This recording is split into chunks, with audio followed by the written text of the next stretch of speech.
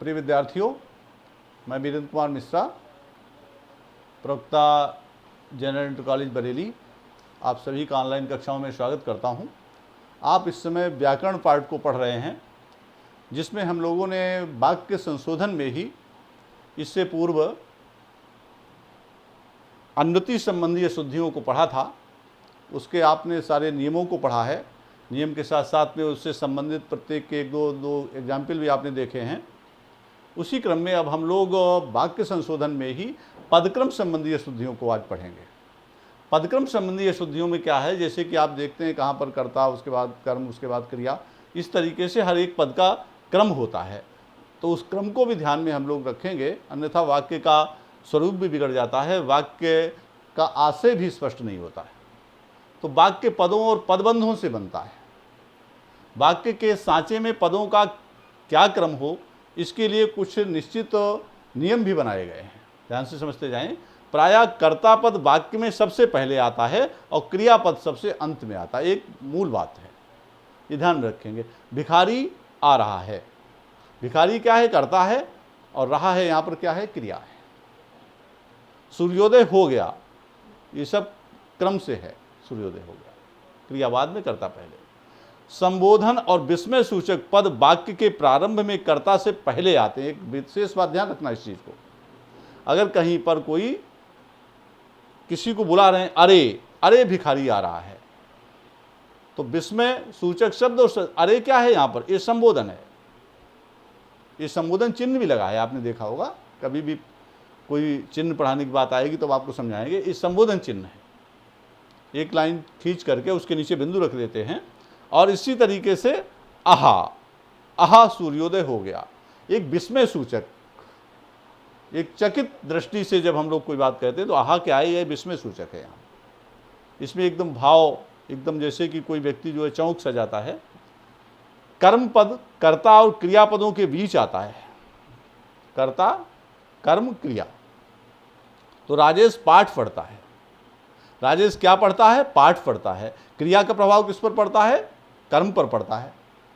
तो इसलिए पाठ क्या है, कर्म है।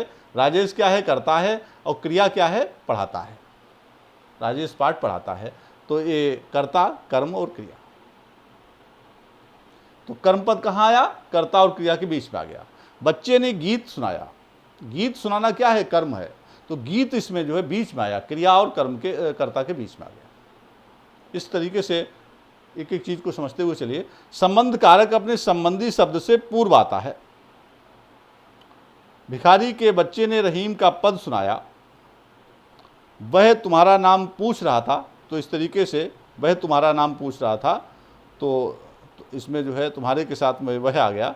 इस तरीके से संबंधी शब्द से पूर्व आता है। प्रश्नवाचक पद प्रश्न के विषय से पूर्व आता है। प्रश्नवाचक पद प्रश्न के विषय से पूर्व आता है। कौन खड़ा है, कर्ता पर प्रश्न है इसका। वह कैसे आया, ये रीतिवाचक है, ये रीति पर प्रश्न है। तुम क्या खा रही हो, ये कर्म पर प्रश्न है। इस तरीके से प्रश्नवाचक पद जो है प्रश्न के विषय से पूर्व आता है। तो इस तरीके से पूरा समझते हुए चलिए, आगे देखते हैं इसमें क्या है।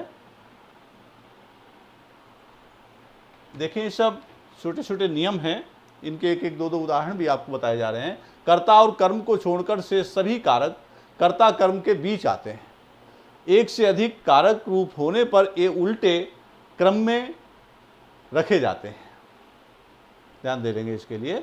कर्ता और कर्म को छोड़कर शेष सभी कारक कर्म के बीच आते हैं, और एक से अधिक कारक रूप होने पर ये उल्टे क्रम से पहले अधिकरण रखे जाते हैं। जैसे मजदूर खेत में रहट से सिंचाई कर रहे थे, तो मजदूर तो कर्ता हो ही गया। मजदूर खेत में रहट से सिंचाई कर रहे थे, तो कर्म को छोड़ करके रहट से, अब से क्या है, ये कर्ण कारक है, ये साधनवाचक है, तो इसमें कर्ण कारक आ गया। सिंचाई कर रहे थे, तो ये क्या है, ये कर्ता के उसके कर्म के बाद आता है। छात्र मैदान में अपने मित्रों के साथ हॉकी खेलने लगे। छात्र मैदान में, अपने मित्रों के साथ खेलने लगे। इसमें क्या है, देखो कर्ण कारक आ गया और मैदान में ये अधिकरण कारक पहले आया। इसमें ये बताया था जब अधिक कारक हों तो उल्टे क्रम में चलेंगे, पहले आएगा अधिकरण कारक। छात्र मैदान में क्या है, अधिकरण वाचक का चिन्ह है अधिकरण कारक का, मित्रों के साथ ये कर्ण कारक है, तो इस तरीके से इस क्रम में ये चलेंगे। एक बार इसको अभ्यास करना तो ये ध्यान से समझ में आ जाएगा। पूर्वकालिक क्रिया मुख्य क्रिया से पहले आती है। कल पढ़कर आइए, आइए क्या है, क्रिया है, पढ़कर क्या है, ये पूर्वकालिक क्रिया है। वह सोकर पढ़ता है, इसमें पूर्वकालिक क्रिया क्या है, सोकर, ये पूर्वकालिक क्रिया है। कल मुंह धोकर आना, आना तो क्रिया है, मुंह धोकर आना ये पूर्वकालिक क्रिया है। एक क्रिया समाप्त होने पर दूसरी क्रिया होती है तो वो पूर्वकालिक क्रिया है। ना या नहीं का प्रयोग निषेध के अर्थ में हो तो क्रिया से पूर्व और आग्रह के अर्थ में हो तो क्रिया के बाद होता है। ना या नहीं, ना या नहीं का प्रयोग निषेध के अर्थ में हो तो क्रिया से पूर्व। मैं नहीं जाऊंगा, तो जाऊंगा जो क्रिया है इसमें निषेध के अर्थ में है तो मैं नहीं जाऊंगा, और अगर आग्रह के अर्थ में है तो तुम आओ ना, तो इसमें ना जो है वो क्रिया के बाद में लगाएंगे। अगर आग्रह के अर्थ में है और निषेध के अर्थ में है तो क्रिया से पूर्व लगाएंगे, विशेष नियम है, इसको ध्यान से समझेंगे। पद क्रमों में महत्वपूर्ण बात यह है कि वाक्य के विभिन्न पदों में ऐसी तर्क संगत निकटता होनी चाहिए जिससे कि वाक्य द्वारा अपेक्षित अर्थ स्पष्ट हो जाए। तर्क संगत निकटता उसके अंदर होना चाहिए। कुछ उदाहरण एक दो देखें, आप देखेंगे इसको। फल बच्चे को काट कर खिलाओ, आपके समझ में आया कहीं गलती है इसमें? फल बच्चे को काट कर खिलाओ, क्या होगा इसमें? फल बच्चे को फल काट कर खिलाओ, ये शुद्ध है। इसमें तर्क संगत क्रम है, बच्चे को फल काट कर खिलाओ। गर्म गाय का दूध स्वास्थ्यवर्धक होता है, बिल्कुल इसका क्रम बिगाड़ दिया है। गाय का गर्म दूध स्वास्थ्यवर्धक होता है। इस तरीके से क्रम को देख लेंगे कि कौन सा क्रम कहाँ पर मैच करता है, इसको हम लोग देख लेंगे और समझ करके आगे अभ्यास करेंगे। तो अभ्यास से विद्या किससे आती है? अभ्यासेन विद्या, अभ्यास से आती है। देखिए कुछ अशुद्ध वाक्य भी इसमें दिए हैं अन्य उदाहरणों में। भगत सिंह का देश सदा आभारी रहेगा, तो भगत सिंह का देश अकेला थोड़ी है, देश एक इकाई है। देश भगत सिंह का सदा आभारी रहेगा क्योंकि उन्होंने देश के लिए बलिदान किया है, काम किया है। केवल यहाँ 4 पुस्तकें रखी हैं, केवल यहाँ 4 पुस्तकें रखी हैं, तो केवल शब्द यहाँ पे नहीं आएगा। यहाँ केवल 4 पुस्तकें रखी हैं, ये क्रम करना है इसको, ठीक शुद्ध हो जाएगा। गाय को काट कर गाजर खिलाओ, गाय को काट डालोगे तो गाजर कौन खाएगा? क्रम बिगाड़ दिया है आपने। तो गाजर काट कर गाय को खिलाओ, इस तरीके से आप ध्यान देंगे।